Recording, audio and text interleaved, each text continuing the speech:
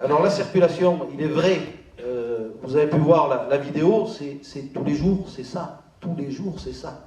Et c'est ça 50 à 60 fois par jour, voire 100 fois par jour. Des camions qui se croisent, qui ne peuvent pas se croiser, qui empêchent les véhicules de circuler.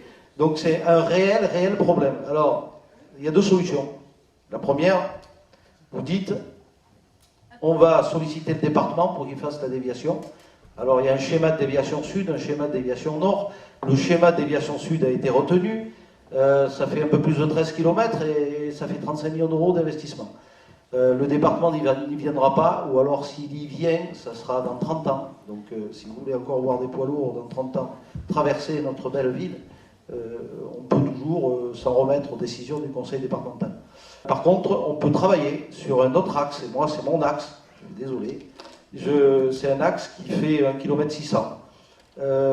Ça permet de dévier de la route de Montmoron. On peut être acteur sur cette petite déviation, donc je parle de 2 fois 2 voies de 4 mètres de largeur, je ne parle pas d'une autoroute. Ça a un coût de 2 millions d'euros à peu près, 2 500 000 euros hors taxe. Par contre, ça permet de détourner la circulation de l'avenue de Montmoron pour l'amener vers la Boiserie et après de récupérer la route de Caron qui va être réaménagée pour aller jusqu'au rond-point de la route de Bédouin. Pour vivre Mazan de l'intérieur, et c'est là qu'on s'aperçoit de tout, quoi, lorsqu'on y est tous les matins et tous les soirs.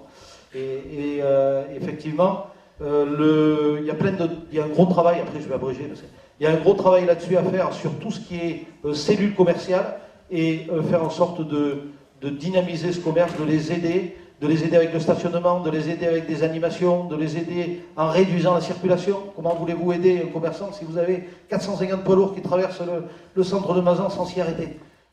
Alors le centre-ville de Mazan, c'est un centre qui est fabuleux. Moi j'adore. Je suis arrivé rue La Mauricière il y a 17 ans. Et donc je me baladais avec mes enfants, et souvent à pied en poussette ou avec en VTT. Et il y a plein de choses à découvrir. Alors, par contre, il y a aussi des problèmes d'insalubrité, hein, donc qu'il faut aussi essayer de résoudre. Il y a énormément de bâtiments qui sont délabrés et sur lesquels il y a possibilité d'intervenir. Alors d'intervenir avec le propriétaire ou intervenir sans le propriétaire, mais être un facilitateur pour les propriétaires, mais également un acteur.